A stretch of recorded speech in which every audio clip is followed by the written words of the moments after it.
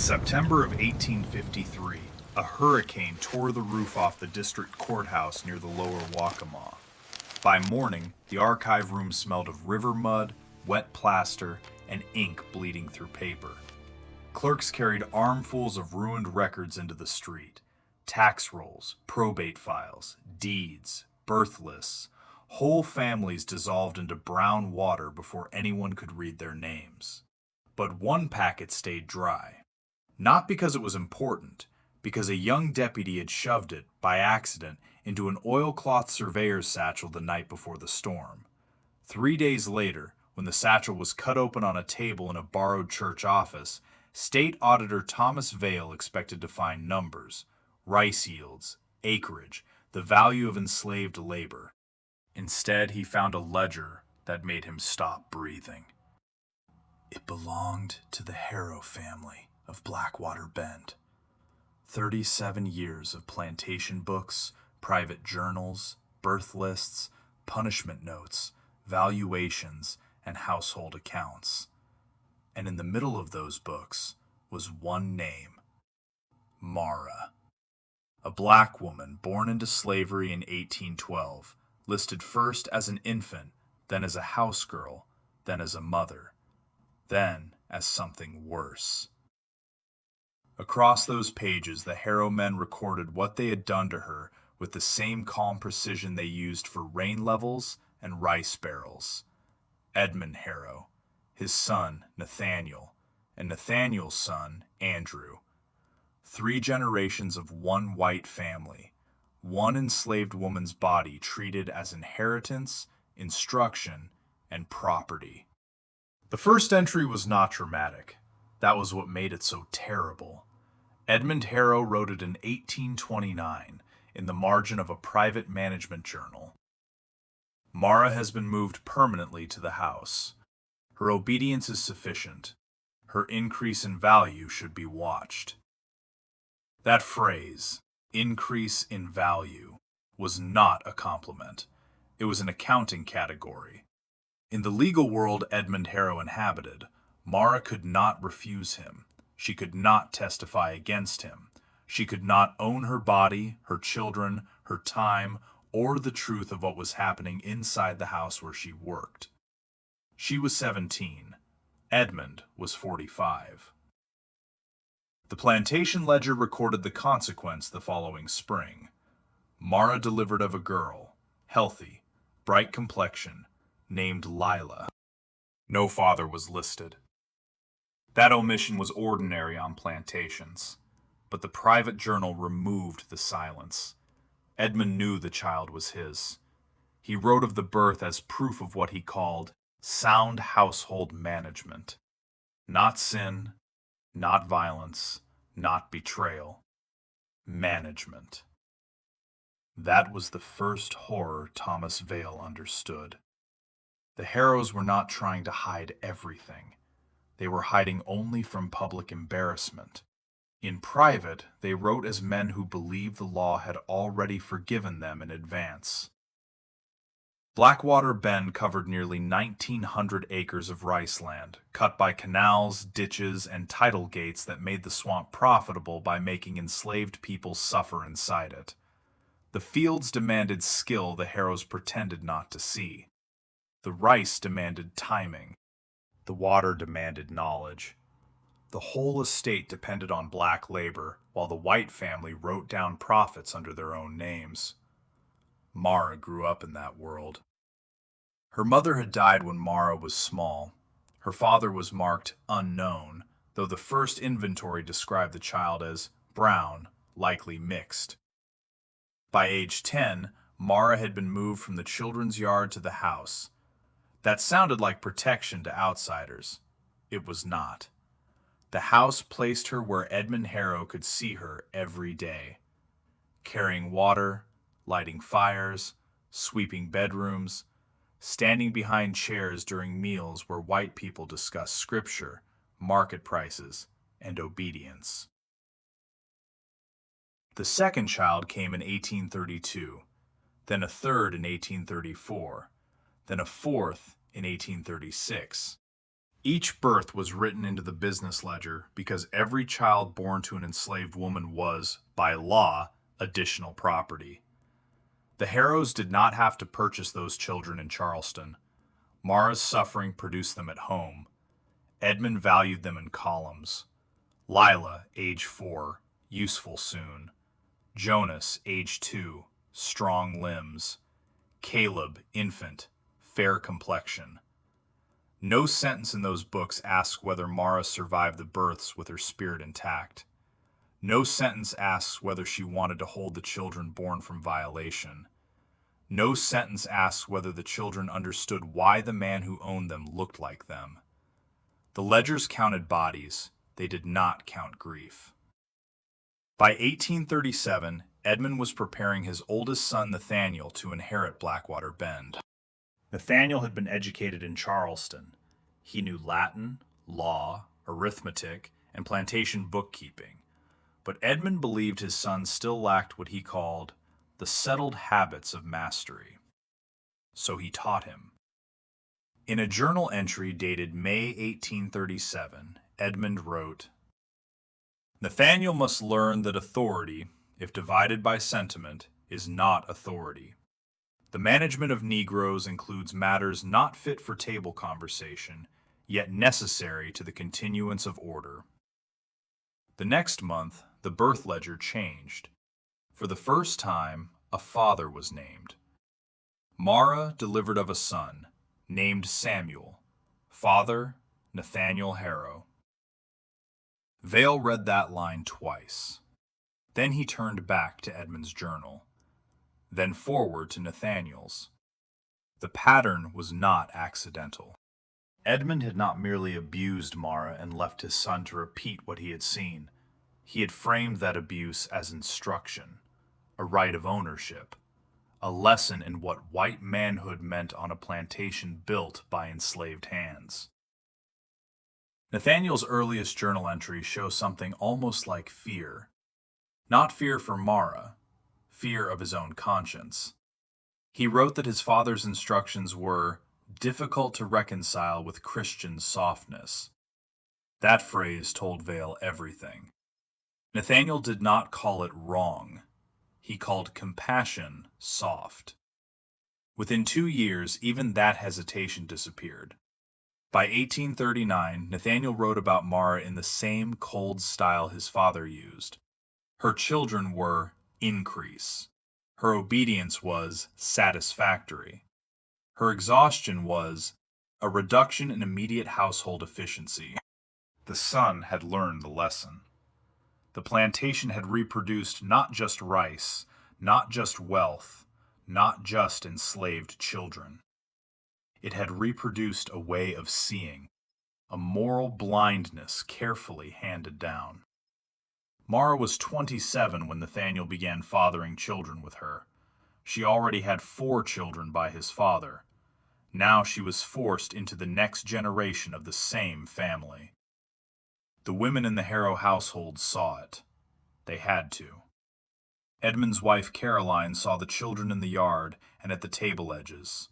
Nathaniel's wife, Rebecca, arrived at Blackwater Bend in 1840 and found a house already filled with faces that made denial difficult. But denial was part of the architecture. Rebecca wrote once to her sister that plantation peace depends upon not examining too closely the domestic powers granted to husbands. That was how white womanhood survived inside slavery without innocence, by calling powerlessness virtue, by calling silence peace, by calling enslaved suffering a private matter. The violence did not only happen because men like Edmund and Nathaniel acted. It happened because everyone around them understood what was happening, then built manners around not saying it aloud. Through the 1840s, Blackwater Bend expanded, rice prices rose, 2 adjoining tracts were added. The enslaved population grew from 109 people to nearly 180. Nathaniel boasted that the estate required fewer auction purchases than neighboring plantations because its natural increase was unusually strong. Those words appeared in a financial summary from 1846. Natural increase. a phrase neat enough for taxation, clean enough for polite correspondence, brutal enough to contain the entire system. Mara's body was inside that number. So were her daughters. So were children whose fathers were never supposed to be publicly named. By 1848, Vale counted 10 children attached to Mara in the ledger.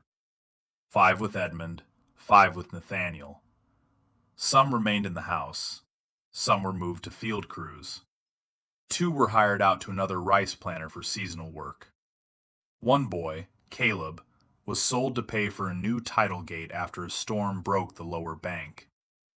Nathaniel recorded the sale beside the cost of timber and iron hardware. No different column, no different ink. That was the second horror. Slavery did not merely allow human beings to be hurt. It trained men to make the paperwork look normal afterward. In 1850, the pattern widened. Vale found the line late at night, after a candle burned low and left a black cup of wax on the table.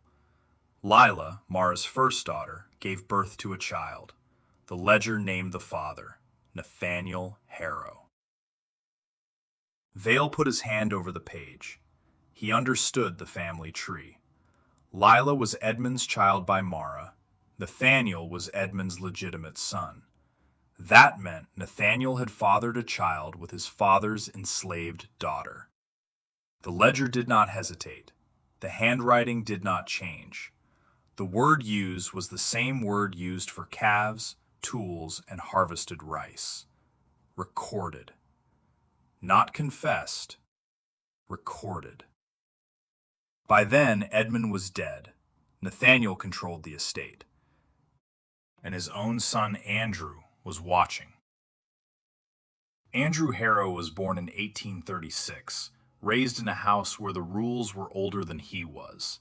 He saw Mara as an aging servant. He saw Lila and the other daughters move through rooms with lowered eyes.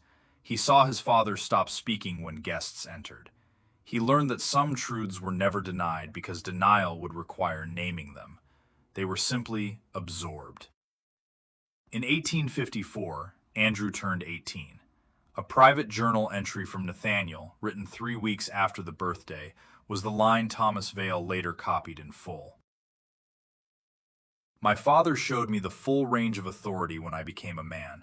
I would be negligent if I sent Andrew into mastery with childish limits still upon his mind. No plantation crop is mentioned in that paragraph. No rice, no ditch, no labor schedule, only authority, only inheritance, only the deliberate training of another generation. The next birth entry came in February 1855. Mara delivered of a child, female, frail but living, named Ruth. Father, Andrew Harrow. Mara was 43. Andrew was 18. She had known him since he was carried in arms through the rooms she cleaned. Edmund had used her. Nathaniel had used her. Now Andrew had been sent to her as proof that the Harrow tradition had survived into a third generation. This was the point where Vale stopped reading as an auditor. He began reading as a witness. He made a separate sheet. Names, dates, children, fathers. A line connecting Edmund to Nathaniel to Andrew. Another line connecting Mara to Lila, then Lila back into the same violence. The page looked less like genealogy than a trap drawn in ink. And still, under South Carolina law, no crime appeared. That was the third horror. Everything that destroyed Mara could be protected by language clean enough for a courthouse. Property rights, household authority, private management, domestic discretion. The enslaved could not testify against white people in court. An enslaved woman could not legally refuse the man who owned her. A child followed the status of the mother, which meant every child born from the abuse increased the estate that enabled more abuse. The law did not fail to see Mara. It saw her as property. That was the design. Vale tried to write his report carefully. He knew where he was. He knew what South Carolina defended. He knew a state auditor was expected to measure value, not question how value was made. But he also knew the Harrow books were not ordinary. Most enslavers hid paternity behind blank spaces. Most left the violence in the shadows. The Harrows had written the pattern down, attached fathers to births when pride overcame caution, and described exploitation as instruction. So Vail wrote a 12-page memorandum and attached it to the tax assessment. He did not use the word rape at first. Then he crossed out the softer phrases. He wrote it plainly. Generational sexual violence under the cover of property law. He cited ledger pages. He copied journal lines. He documented Mara's children and Lila's child. He described Andrew's entry as evidence that the practice had become hereditary custom within the family. Then he sent it to Columbia. The answer arrived 2 weeks later. It was brief. His superior returned the memorandum and accepted only the numbers: land value, building value, enslaved population value, canal improvements, household goods, rice inventory. Everything that could be taxed was kept. Everything that explained the suffering behind the value was rejected. The note said Vail had exceeded the boundaries of his office by commenting on lawful domestic arrangements. Lawful. That single word did more than dismiss him. It explained the world Mara had been trapped inside since childhood. Vail was ordered to revise the assessment. He obeyed publicly. Privately, he copied the pages. Not all of them. Enough. The first journal entry, the birth list, the line about Nathaniel's education, the entry naming Andrew, the sale of Caleb, the child born to Lila. He folded the copies into a packet and wrote a note across the cover. If the law cannot hear her, perhaps history will. That sentence did not save Mara. Records rarely save the people who need saving most. But sometimes they prevent the second death, the one where the powerful take not only a person's life, but also the evidence that the life was taken from them. Mara died in 1858. The Plantation ledger gave her one line. Mara expired after decline, long service, numerous issue remaining. Numerous issue. Those were her children, her pain, her stolen years. Her family scattered across inventory pages. Nathaniel wrote that a replacement house servant would be purchased in Charleston before winter. No mourning, no guilt, no recognition that the woman he reduced to a worn-out asset had been central to the hidden history of his family. Mara was buried somewhere beyond the rice fields, in the burial ground used by the enslaved community. Wooden markers did not last long in the wet heat. The exact grave disappeared. But the ledger did not. The Civil War reached the Lowcountry within a few years. White planters fled some coastal districts in panic as Union forces advanced and slavery's permanence began to crack. Blackwater Bend was abandoned for a time. The great house emptied. Rice fields choked at the edges. The people the Harrows had called property began making choices the family had never imagined. Some stayed near the land because leaving required money they did not have. Some walked toward army camps. Some searched for relatives sold years earlier. Some chose new surnames. Lila appears once in a post-war labor contract, no longer listed as property, signing with a mark beside a name she chose for herself. Ruth, the child born when Mara was 43, appears in a freedman's school register years later, young enough to learn letters in freedom, old enough to have inherited a story adults spoke about carefully. No surviving record tells us what Mara's children told one another at night, what they remembered, what they refused to say, what names they kept, what names they buried. That absence matters. The Harrow men left journals explaining themselves. Mara left no diary. Not because she had nothing to say, because slavery built a world where the people with the most truth had the fewest safe places to put it. Decades later, Thomas Vale's copied packet surfaced in a family trunk in Philadelphia.